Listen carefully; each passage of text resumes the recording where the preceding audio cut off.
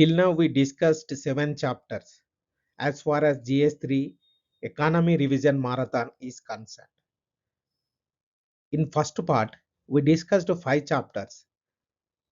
In second part, we discussed till now chapter 6A, chapter 6B and chapter 7.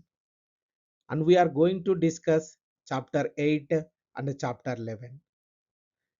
In the part 1, we discussed first chapter is employment and related things, and second chapter is inclusive growth and that related things, and third chapter is manufacturing and MSME, and the fourth chapter is physical sustainability, and the fifth chapter is fiscal federalism, that is GST 2.0, etc. And in this part 2, agriculture is concerned, we discuss chapter number 6A, that is production system. Diversification has already happened, we discussed as production system. And chapter 6B we discussed as water, technology, sustainability, etc. And comes to chapter number 7, we discussed MSP, procurement, price, produce, purchase, storage, distribution and distortion. And we are going to discuss only 2 chapters left as far as part 2 is concerned. Those are chapter number 8 and chapter number 11. Chapter number 8, food processing related and supply chains content, and chapter 11, land reforms and title problems, are going to discuss in that particular chapter. So what is the chapter number 8? That is food processing and agriculture supply chains. Why this is important for 2026 mains? Because 2 questions in 2025 asked. Those are scope of the industry and employment measures and supply chain management for agri commodities. And 2022 asked upstream and downstream requirements, and 29 asked policy adopted for the sector, that is food processing sector. And 2018 UPSC asked, do supermarkets eliminate intermediaries? And 2017 asked, why small processing units are poorly accepted? And again 2015 asked, e-commerce and supply chain bottlenecks. So these are all questions asked by UPSC in previous years. So what is the paradox? The loss happens between the farm and the factory. Almost every intervention has been aimed at one end or the other. So what is the next scene? And we are going to discuss that is scope and significance. Every answer on this topic calls food processing a sunrise sector. A sunrise sector. Food processing in the national accounts 2023-2024, gross value added 2.224 lakh crore. Its share of overall GVA 1.54% in 2015-2016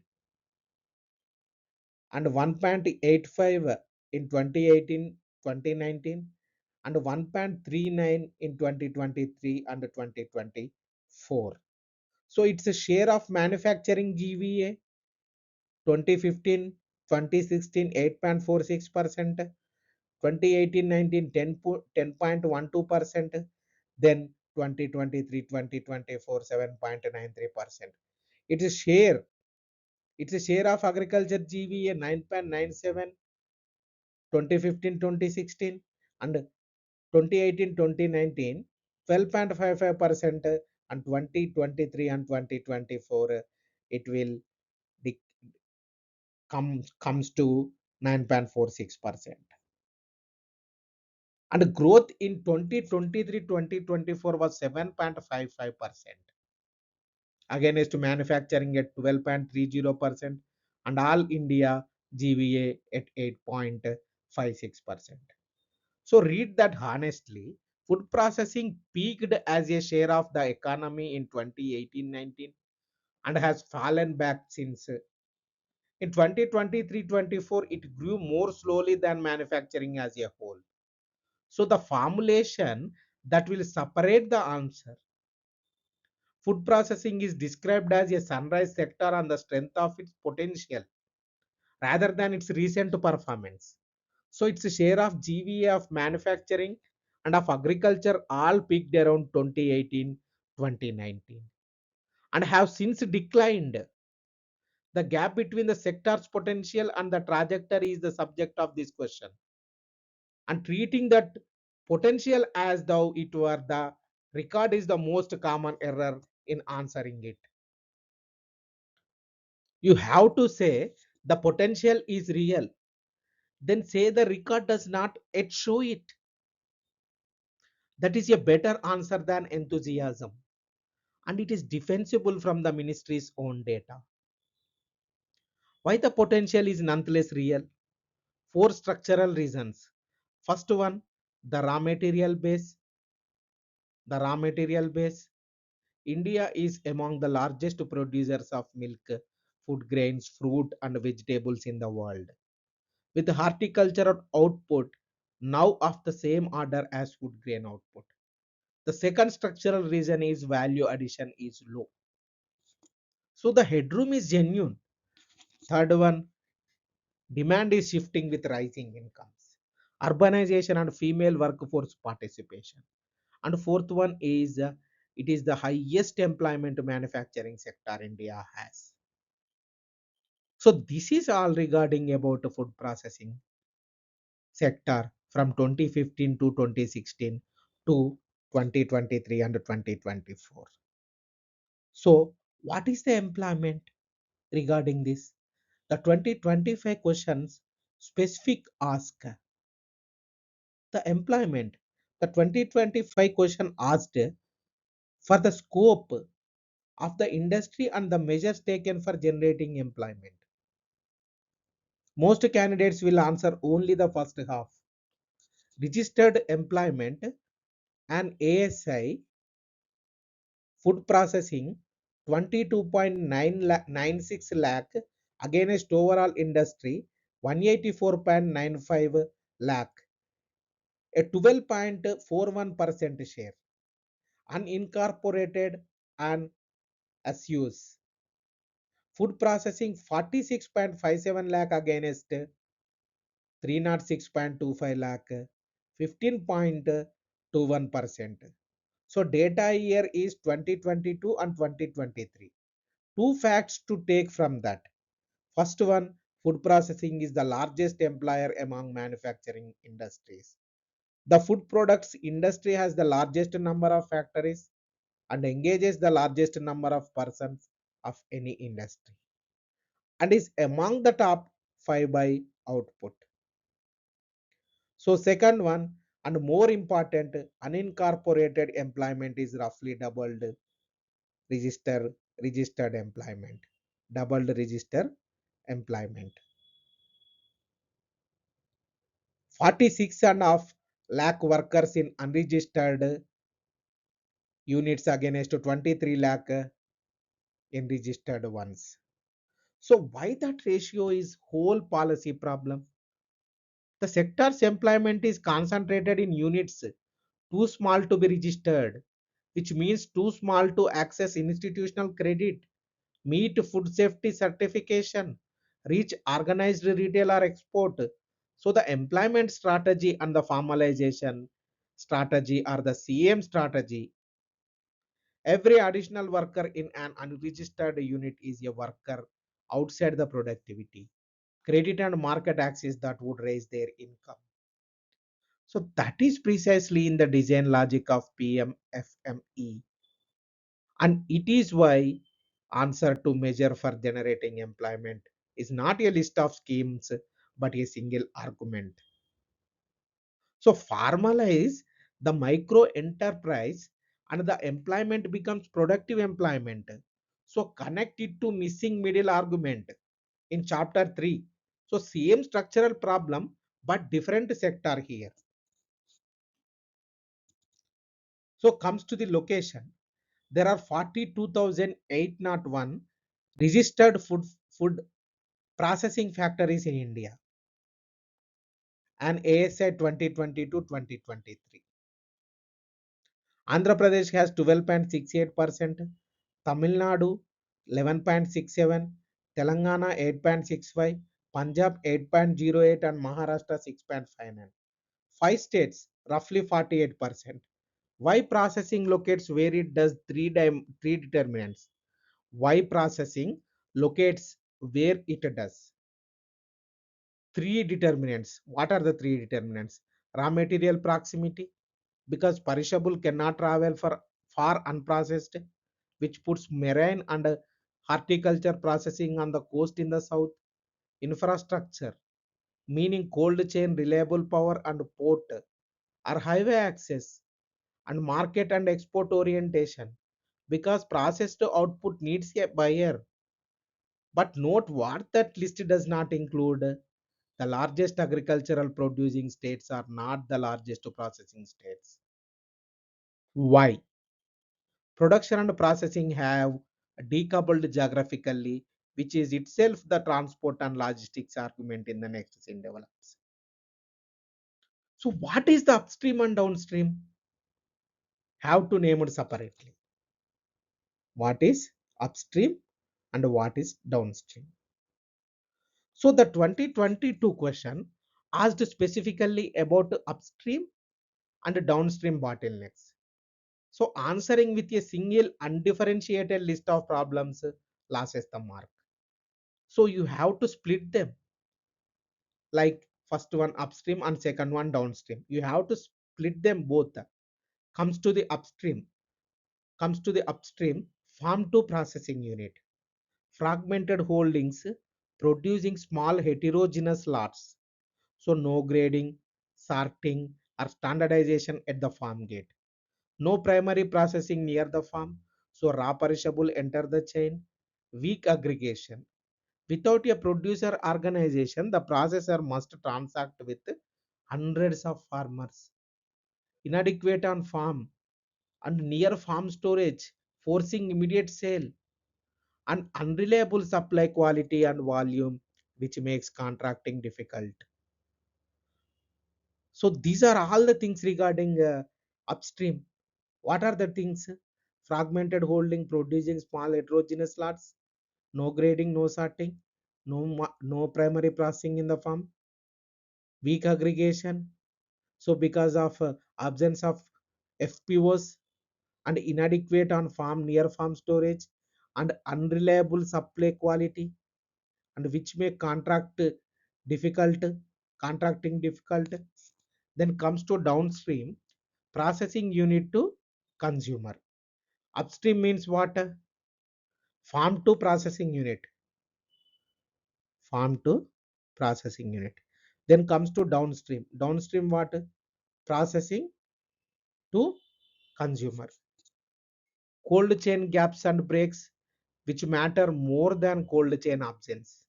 Transport and logistics cost. And time in transit, distribution reach into smaller towns and rural markets. Retail shelf access dominated by established brands. Compliance and certification for food safety labeling and export, and consumer price sensitivity, which caps the premium processed food can command. And the sentence that answers 2022 and 2025 frames: upstream failures destroy volume, downstream failures destroy value. Upstream failures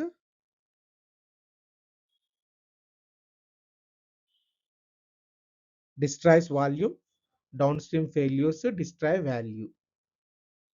So a tomato that rots before reaching the factory is lost output. A processed product that cannot reach a shelf is lost margin. So they require different instruments and policy that treats them as one problem solves neither. So what is the supply chain and where value leaks? The 2025 question asked for the scope and significance of supply chain management for agricultural commodities. Give it a structure, not a description. The stages and specific laws at each.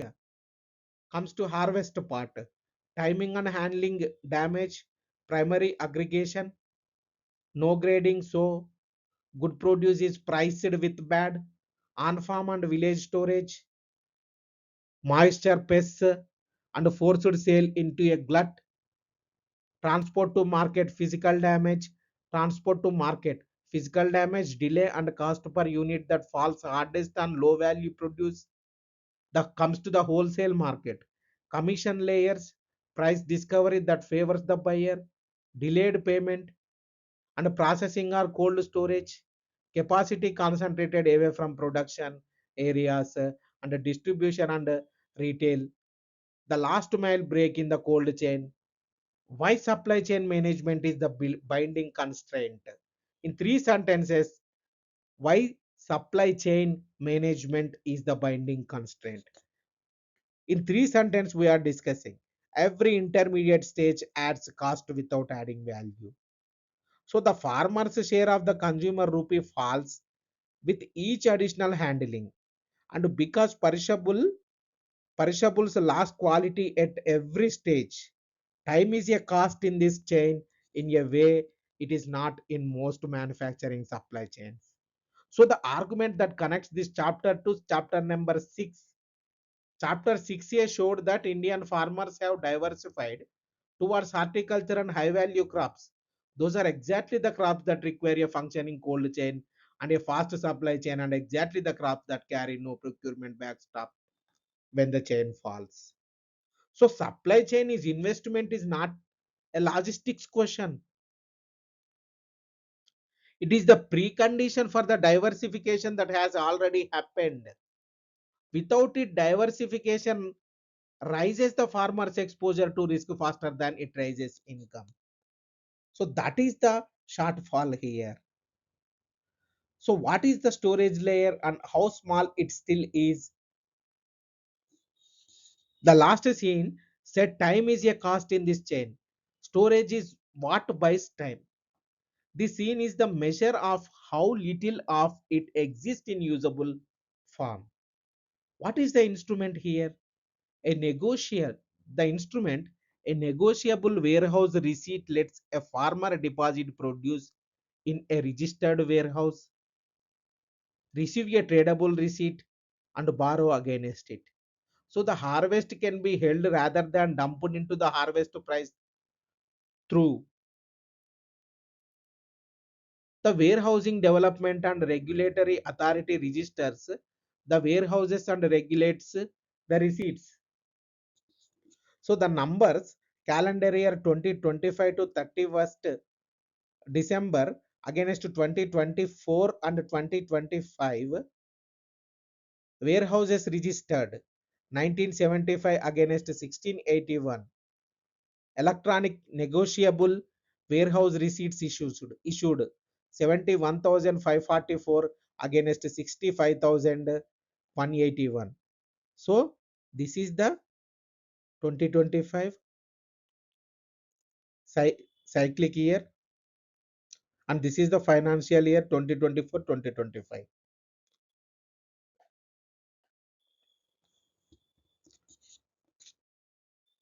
Calendar year, sorry, calendar year,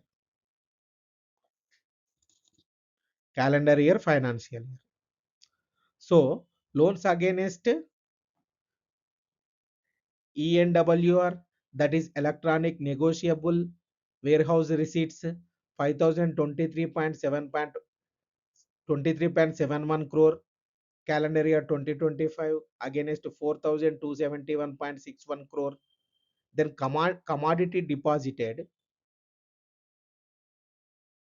19.82 lakh tons against 15.02 lakhs, and the value of that commodity 11,778.34 crore against 8,701.65 crore.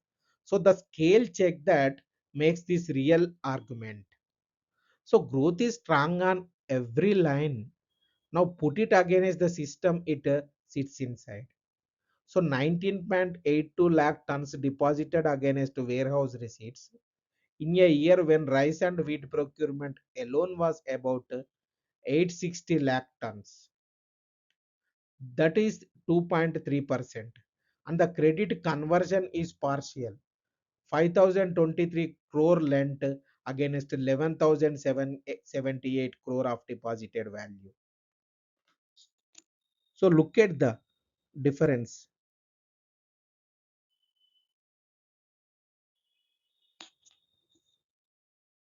So a loan to value of roughly 43%. The pledge financing ecosystem works. It is simply very small relative to the marketed surplus it exists to serve. The instrument is not the constraint. Registered warehouse capacity and farmer awareness are.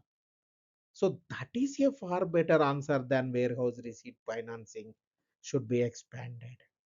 It says by how much and identifies which part is binding and say which denominator you are using.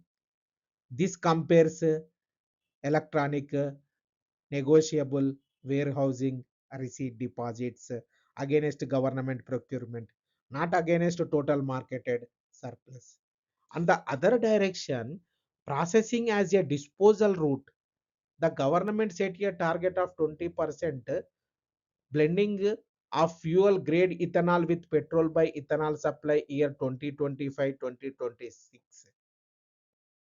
In ESY 2024-2025, about 1022 crore liters were blended, achieving 19.24%, effectively a target. Ethanol from sugarcane and surplus grain is agro-processing at industrial scale, and it creates a non-food demand floor under a food commodity, an outlet beyond a saturated sugar market, a second buyer for cane and grain farmers, and a disposal route for exactly the surplus chapter 7 shows accumulating in the central pool. And the counter argument must be stated. Diverting food grain to fuel in a country with a food subsidy of 2.27 lakh crore is defensible only while stocks exceed buffer norms, which they currently do by 2.73 times. If stocks normalize, the food versus fuel trade-off becomes live. Say that, and the answer stops being an achievement list. So the policy architecture is what? What is the policy architecture? Three tracks, three scales. The 2019 question asked, what policy has been adopted to meet the sector's challenges? Organize it as three tracks aimed at three different scales, not as a list. But first, the acronym collision. What is the acronym collision here? PMKSY stands for two entirely different schemes. Pradhan Mantri Kisan Sampada Yojana is the food processing infrastructure scheme in this chapter. Pradhan Mantri Krishi Sinchai Yojana is the irrigation scheme in chapter 6b. Allocated 6,587 crore in budget estimates 2026 and 2027. So you have to write the full name. Never write the acronym alone in an answer. So track 1, that is infrastructure.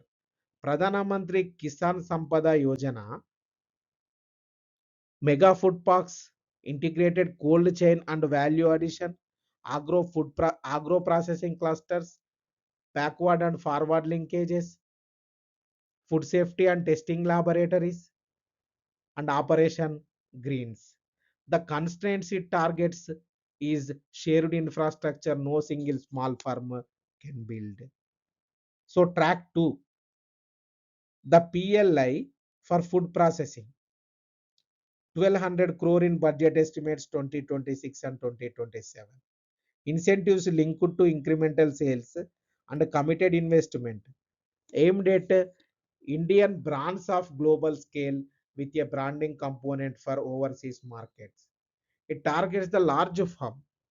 And the third one, the track 3, formalization.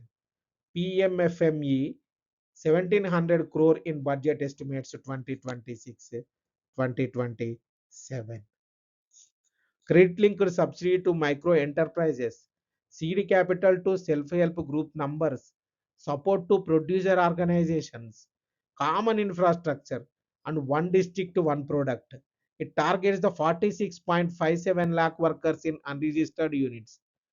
The two track tension worth naming here is PLI and PMFME point in opposite directions and are both correct. So PLI concentrates support on firms already large enough to scale. On the argument that global competitiveness requires size, then comes to PMFME, disperses support across micro enterprises on the argument that this is where employment is. So, what is the honest position here? The sector needs both PLI and PMFME, but they should not be judged by the same metric. Judge PLI on exports, brand creation and productivity. Judge PMFME on formalization, credit access and worker incomes. So assessing either by the other's yardstick produces a false verdict. So on the 2017 question, why small processing units are poorly accepted despite being cost effective? Why small processing units are poorly accepted despite being cost effective?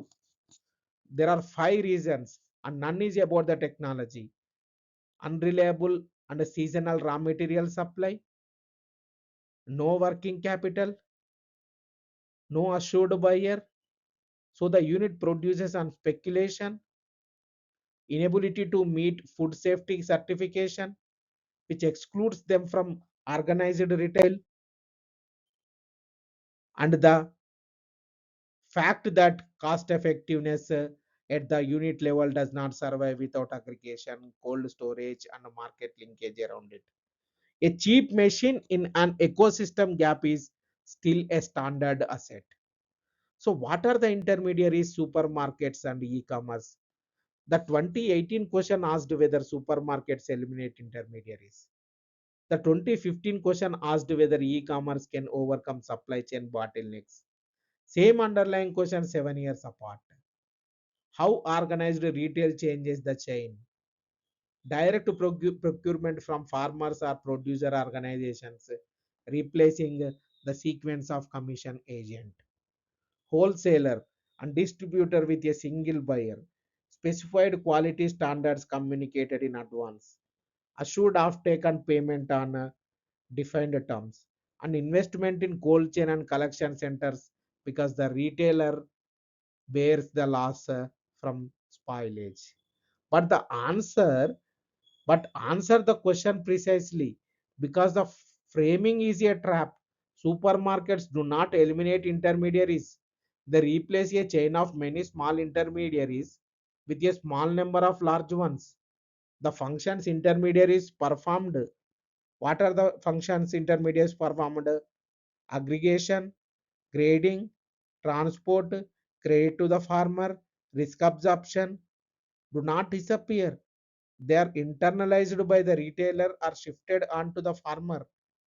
So, which raises the real question here, is the farmer better off? Sometimes and conditionally. Better when the farmer has scale, consistent quality, and an alternative buyer. Worse when the retailer is the only buyer and sets terms when payment cycles lengthen or when rejection risk transfers entirely to the producer. So bargaining power, not the number of intermediaries, determines the outcome. Bargaining power, not the number of intermediaries, determines the outcome. On e-commerce, the 2015 question, which has aged well. Digital platforms compress distance and widen the buyer pool, and they work best for non-perishable, gradable, brandable products. Their limits are physical and have not changed. E-commerce moves the transaction online, but the tomato still has to travel. A platform cannot substitute for a cold chain. It can only make the absence of one more visible. And the general lesson for both is intermediation and logistics are different problems. Digital tools attack intermediation. Only capital investment attacks logistics. So, what you have to understand is intermediation and logistics are different problems. Digital tools attack intermediation. Only capital investment attacks what? Logistics. So, processing is agriculture's bridge to manufacturing. India has built the bridge heads and not the span. So, what are the most probable questions for 2026 from this chapter? The first one is the food processing sector's share of GVA has declined since 2018-19 despite sustained policy support. Critically examined. Why this question probable? The ministry's own data contradicts the sunrise sector framing and no candidate will have checked it. And the second one is employment in food processing is concentrated in unincorporated enterprises. Discuss the implications for productivity and formalization. Why this question probable? 2025 asked about employment generation specifically, and the 46.57 versus 22.96 lakh split is the fact that answer it. And the third one, upstream and downstream bottlenecks in agriculture. Agricultural marketing require different instruments. Discuss why this asked in exactly these terms in 2022, and the distinction is what the examiner was testing. Then we are moving to the next chapter, that is chapter number 11, land reforms and the title problem. So what is the land reforms and title problem? What are the PYQs asked till now? 2024 asked factors behind successful implementation. 2023 asked objectives, measures, land ceiling, and 2021 asked marginal and small farmers. 2016 asked role in agricultural development. 2015 asked contract farming and land leasing. 2014 asked RECT, RFCT, LARR, and 2013 asked productivity and poverty. So these many questions asked from this land reforms and the title problem chapter. So what is the paradox here?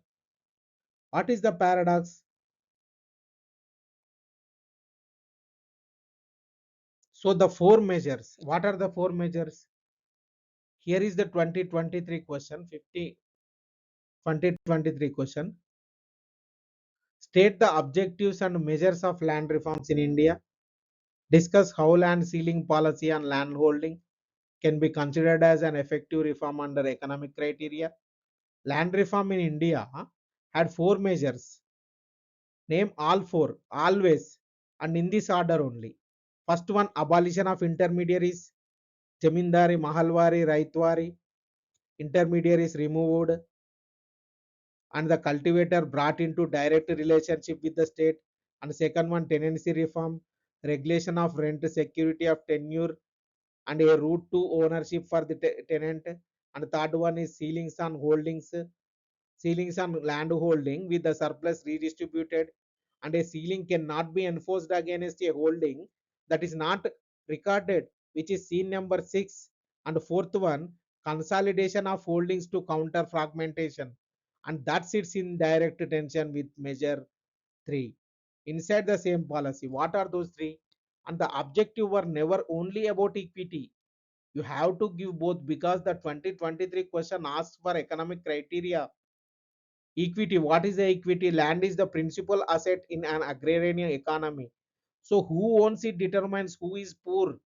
Comes to efficiency, the tenant who does not own has no incentive to invest in the land, and the intermediary who does not cultivate has no incentive to improve it. So now the second half of the 2023 question, that is, which is the harder half? Is the ceiling defensible on economic grounds? The economic case rests on the inverse relationship. The long observed finding that small farms show higher output per hectare than larger ones, because family labor is self supervising and applied more intensively. If that holds, redistributing to smaller units raises output per acre and equity and efficiency point the same way. So now give your counter case because the examiner asked you to evaluate, not to advocate it. So the inverse relationship holds for output per hectare. It does not hold for labor productivity or for a mechanization or for marketed surplus. And as holdings shrink further, the same logic that justified the ceilings begins to argue against fragmentation.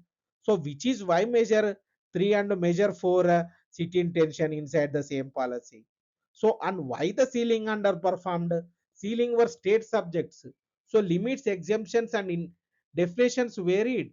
So, the unit of application was often the individual, not the family. Exemptions for plantations, orchards, and specified categories were wide. Binami transfers and partitions preceded the legislation, and enforcement required the land record, which brings you to scene number 6. So these are all the things here.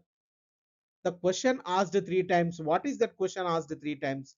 The 2013 asked about difficulties, difficulties in design and implementation.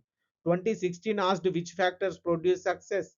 2021 asked how success reached small farmers. And 2024 asked the 2016 question again in almost the same words.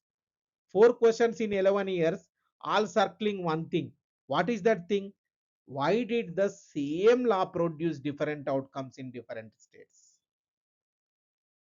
That is the chapter's central analytical task. And there are 3 preconditions. You have to give 3, not a list of 8. The first one is political mobilization preceding legislation, where cultivators were organized before the law arrived. Implementation had a consistent constituency that would enforce it. Where the law arrived first, it was implemented by an administration locally embedded in the very structure it was asked to dismantle. And the second one is administrative capacity and specifically the record. You cannot impose a ceiling on a holding you cannot measure. You cannot secure a tenant. You cannot identify. Every state that succeeded had first recorded the tenant, the single most transferable finding in this chapter, and the reason scenes 6 and 7 exist. And third one, political continuity. Land reform is slow, contested, and reversible. It requires a government that survives long enough to finish, and successive governments that do not unwind it. So, what is the success sentence here? The uneven record of Indian land reform is not explained by the quality of the legislation, which was broadly similar cross states, but by the 3 conditions that varied sharply. The first one is where cultivators were politically organized before the law arrived. Implementation acquired a constituency that would enforce it. Where the law preceded mobilization, enforcement fell to a local administration embedded in the very structure it was meant to be dismantled. And the second one is the most transferably states that succeeded has first recorded the tenant. A ceiling cannot be applied to a holding that is not measured, and security of tenure cannot be granted to an occupant who is not named. And the third one is land reform is slow and reversible, and it is required political continuity across more than the government one. So legislation was necessary condition. What is that condition? Record keeping and political will were the sufficient ones. So these are the things for why the same law produced different outcomes. Then we are moving to next scene, that is productivity, poverty, and the small farmer. The 2013 question, the 2013 question asks you to establish a relationship, which means mechanism, not an assertion. There are 4 links. What are the 4 links? And they run in sequence. Security of tenure changes the investment horizon. A cultivator who expects to hold the land next decade will level it, bund it, sink a well, plant a tree. A tenant on an annual agreement will not. Ownership changes across to access to credit. Land is the collateral of the agrarian economy. Without title, the cultivator borrows informally and expensively. Ownership changes the residual claim. The owner cultivator keeps the increment from any improvement. The share tenant surrenders a fraction of it, which is exactly a tax on effort. So, on the asset changes social position. The 2021 questions word is socio-economic. Land in rural India is not only an income stream, it is standing creditworthiness, marriage prospects, and voice in the village. So now the difficulty is the 2013 question asks for the design problem. What is the design problem here? Land is a state subject. So the reform was 15 different reforms. The definitional problem, what ceilings applied to individuals while land was held by families. The information problem, what is the information problem? The record was incomplete and often the tenant was not in at all. And the political problem, the reform asked a state legislator drawn substantially from the landholding class to legislate against itself. The mechanism sentence, the link between land reform and productivity is not the ownership, not that ownership makes a cultivator more skilled. It is that ownership changes a horizon over which investment is rational. A cultivator with secure tenure will level, bund, irrigate, and plant perennials because the return accrues to him. A tenant on an annual agreement rationally will not. Ownership ownership simultaneously converts land into collateral and makes the cultivator the residual claimant on any improvement. So the so that sharecropping operates as an tax on effort. Poverty reduction follows through the same channel rather than through redistribution alone. So, which is why the states that secured tenure without transferring much land still recorded gains, and why the socio-economic effect the 2021 question asks about extends beyond income to creditworthiness and social standing. So, what is this? And tenancy, leasing, and contract farming.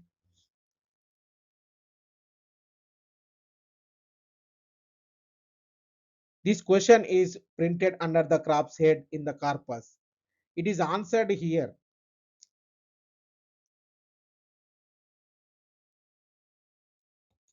because it is a land question. Say that. So nobody thinks it has been skipped.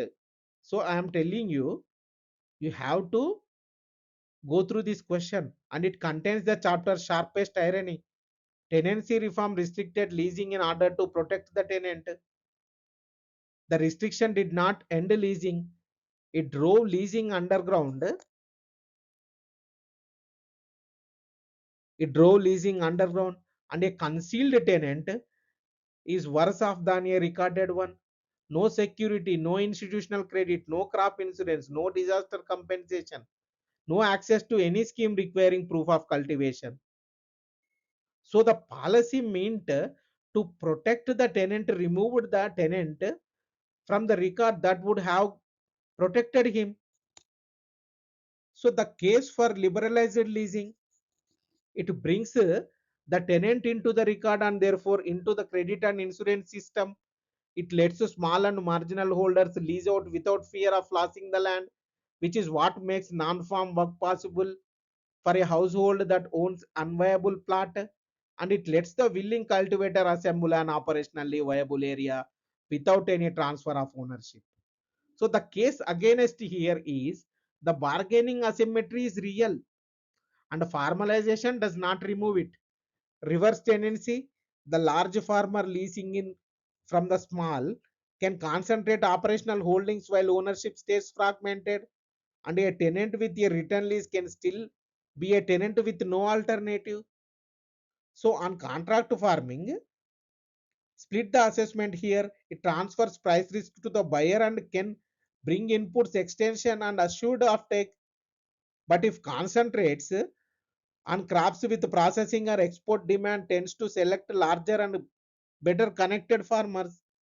And the enforcement problems run both ways. The buyer rejects on quality grounds in a failing market, in a falling market, and the farmer side sells is in a rising one.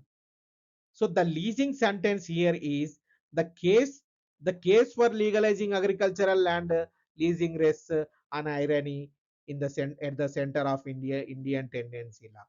So restrictions designed to protect the tenant did not end the tenancy. So they made it informal, and an unrecorded tenant has not none of the protections a recorded one would. No security of tenure, no institutional credit, no crop insurance, no disaster compensation, and no access to any benefit conditioned on proof of cultivation. So legislation would restore the tenant to the record and would simultaneously allow marginal owners to lease out without fear of losing title, which is the precondition for a household within with an unviable holding to take non-farm work. The counter arguments are not disposed of by this. Bargaining asymmetry survives formalization, and reverse tenancy can concentrate operational holdings even where ownership remains disappeared. The Acquisition Act. What is the Acquisition Act? RFCT enacted 26 September 2013, operational from 1st January 2014, replacing the Land Acquisition Act of 1894. The Act's own stated objective is a human, participative, informed, and transparent process in consultation with local self-government institutions and Gram Sabhas, with the least disturbance to owners. And the operative phase so that affected persons become partners in development. Compensation and rehabilitation and resettlement benefits extend to acquisition under the acts listed in the fourth schedule. Four issues addressed, each against a specific 1894 failure. The first one is compensation. The 1894 Act paid market value assessed by a system that systematically understands rural land prices. RFCT LARR multiplies the assessed value and adds a solatium. The second one is consent and prior consultation. The 1894 Act required none. RFCT LARR introduced a consent threshold for private and public-private projects and requires a social impact assessment also. And third one, R and R as an entitlement, not a discretionary package, and critically extending beyond the title holder to those dependent on the land, which reaches the landless laborer and the sharecropper who had no claim under the 1894 Act, and comes to the public purpose defined rather than left to executive assertion, and with a written provision for a land left unused. So these are all four issues, four issues, four issues addressed by this act. Now, the second half, implications for industrialization and agriculture, and this is where you must be balanced because the examiner has framed a trade off. For industry, the act raises the cost and the time of acquisition. This is not an accident, it is a design.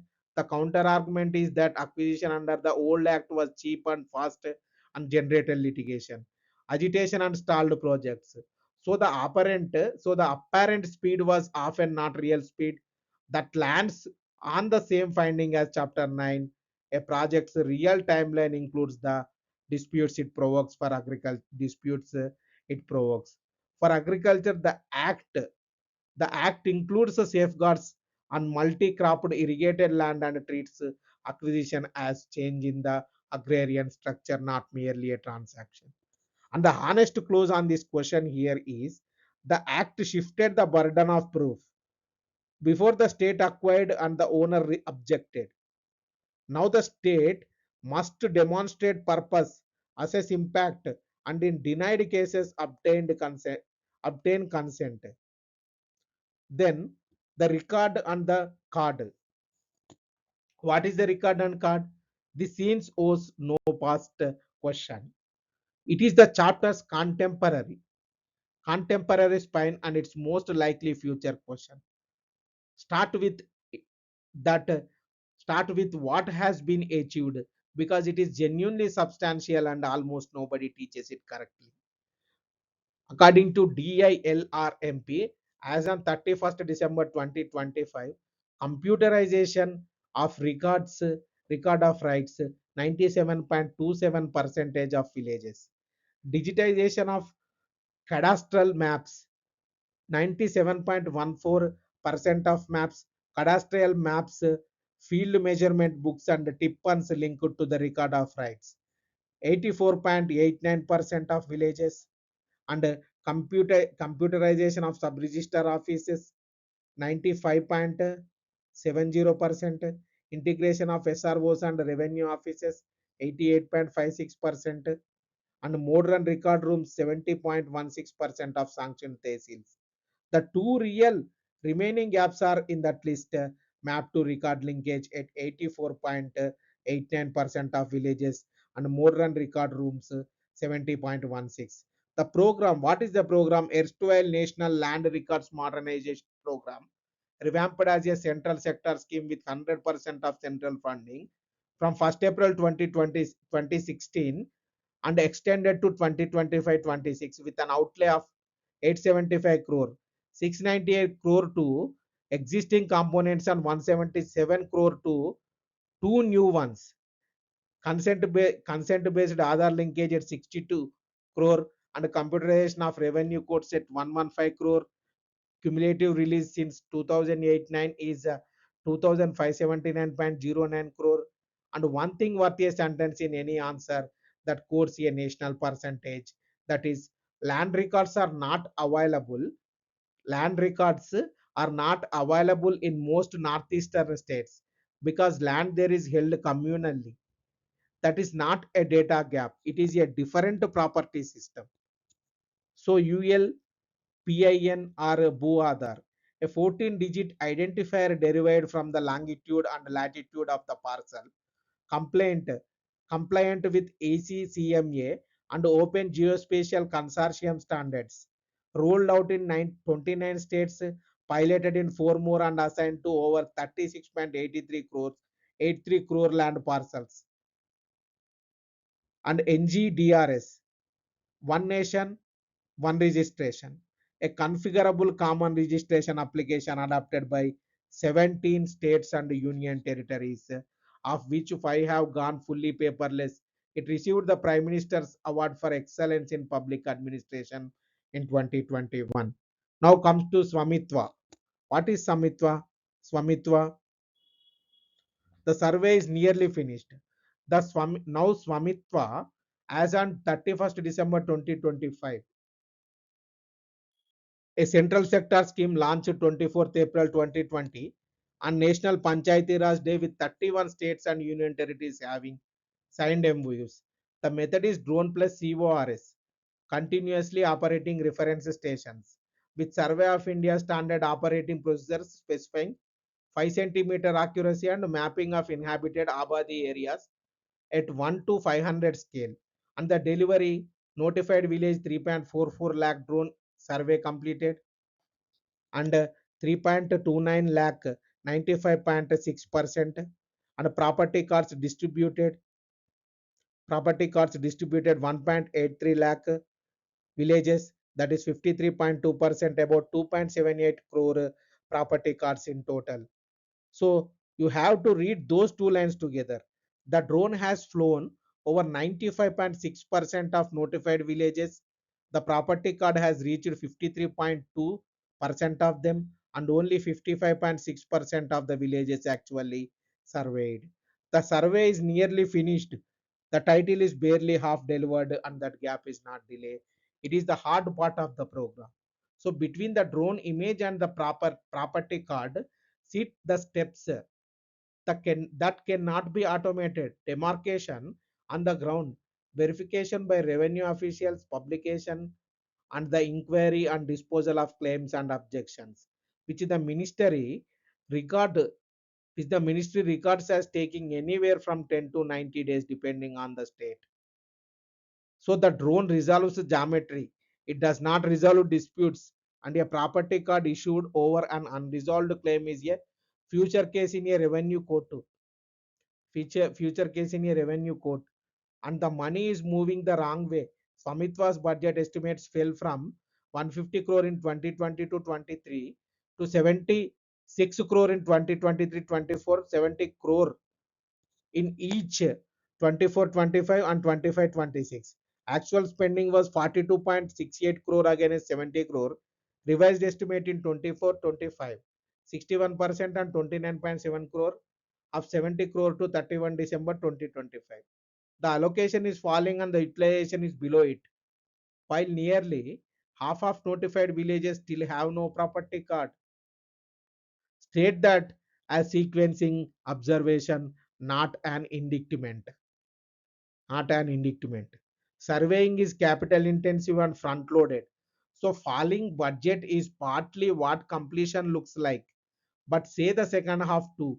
The remaining work is adjudication, and adjudication is the part that needs people rather than drones.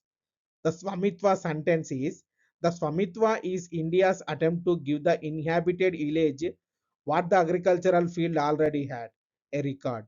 So using drones and a CORS network to survey of India standards, it has completed drone survey in 3.29 lakh of 3.44 lakh notified villages, but property cards have been distributed for only 1.83 lakh villages. So the survey has covered about 96% of villages while the legal instrument has reached about 53%. That gap is the program's real content rather than its backlog, because what separates is the aerial image from the property card is demarcation, ground verification and the inquiry and disposal of claims, which is the ministry records as taking between 10 and 90 days by state. A drone can resolve geometry, it cannot resolve a dispute. The instructive lesson is that binding constraint in Indian land administration was never mapping technology. So it was adjudication capacity. Comes to the urban blank and the thing. This scene owes no past question. It it will be closed the chapter.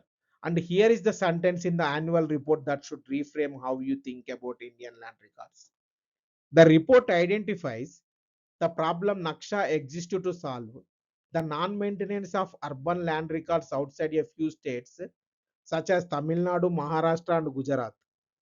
So India has spent 17 years and over 2,500 crore computerizing rural land records to 97%. Urban India for the most part does not have land records to computerize, which is remarkable when you set it against everything in chapter 10, because urban land is where the value is, where the disputes are, where infrastructure has to be built, and where the property tax that would fund local government would come from. Comes to the NAKSHA, the National Geospatial Knowledge Based Land Survey of Urban Habitations, launched February 2025 as a 1 year pilot in 157 urban local bodies under DILRMP. Department of Land Resources implements it. Survey of India, is the technical partner. MPSEDC built the WebGIS platform, and a national project management unit coordinates. Three aerial survey technologies are being tested in the parallel: a 2D Nadir camera, NADR camera in 58 ULBs, an oblique camera for 3D reality model in 49, and an oblique camera with LIDAR in 26 to determine which method suits which kind of urban environment before scaling. So those three cohorts sum to 133, and 133 is the denominator the program progress figure use. So progress to 31st December 2025, aerial flying complete in 116 of the 133 ULBs under aerial survey, 87%. So area covered about 59 5,915 of 6,731.56 square kilometers. Ortho-rectified imagery complete in 109 ULBs, urban local bodies. Ground truthing initiated in 76 and completed in 23 across 5 states, and field staff trained 4,831 of 5,418 sanctioned, 89%. So note what the design admits: testing three survey technologies simultaneously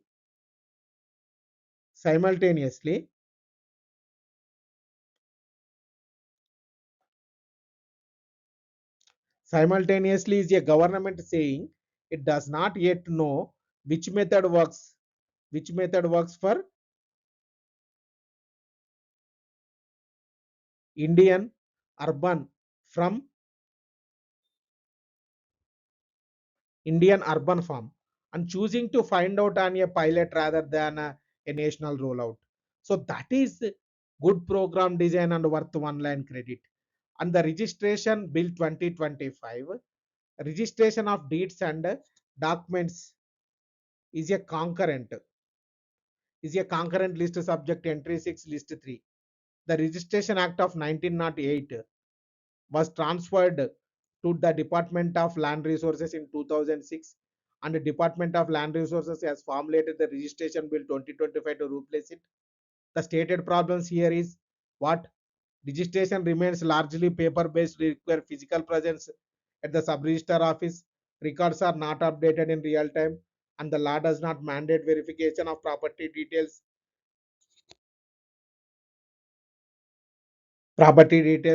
which produces duplicate claims and litigation. The draft was placed in the public domain, and a revised bill is being prepared for Parliament. And that fourth problem is the key to the whole chapter, that is Indian registration registers the transaction. It does not verify the title. The registrar records that two parties executed a deed. The registrar does not certify that the seller owned what was sold, which means Indian land records are presumptive, not conclusive. Evidence of ownership that a court may accept, not a guarantee of ownership that the state stands behind. And this is why every measure in this chapter ran into same wall.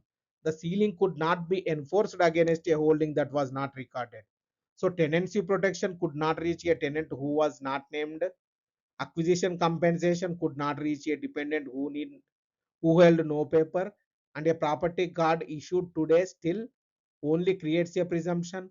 The title sentence: the unfinished business of Indian land reform is not redistribution but title.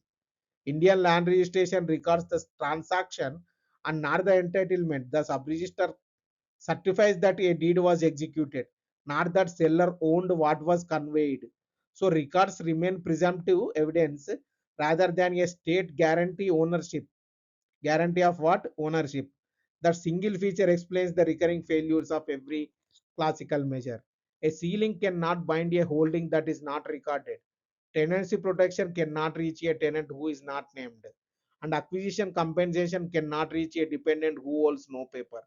So the current program set finally addresses it from three directions: DILR, MP, and ULPIN for the rural record, Swamitva for the inhabited village, NAKSHA for the urban area where records were largely never maintained, and a proposed registration bill 2025 to replace the 1908 Act with a verified online system. Land reform in India began as a question of who should own the land. It is ending as a question of whether the state can say who does. So India began land reform by deciding who should own the land. It is finishing by learning how to say who does. So the most probable questions for 2026. First one: India's land records are presumptive rather than conclusive. Examine the implication for agricultural credit, land acquisition and dispute resolution, and assess recent measures to address it. So why this? Scene 7 is the answer. So this theme has never been asked, and it is now heavily instrumented. The second one is discuss the objectives of the Swamitva scheme. To what extent has succeeded in converting survey coverage into security property rights? The scene 6 discussed why the 95.6 versus 53.2% computation is the whole answer. The third one is restrictions on agricultural land leasing were designed to protect tenants. Critically examine whether they have done it. That is why this probable. Scene number 4, the informally irony carries it. So this is all regarding about part 2 we discussed so far. That is chapter number 6A, 6B, 7, 8, and 11. So these are all the related to agriculture and food system, food security, and MSP, etc. and the remaining part we are going to discuss in this next part, that is part 3, in the next class. With that, we will able to complete economy GS-III marathon for mains 2026. Thank you.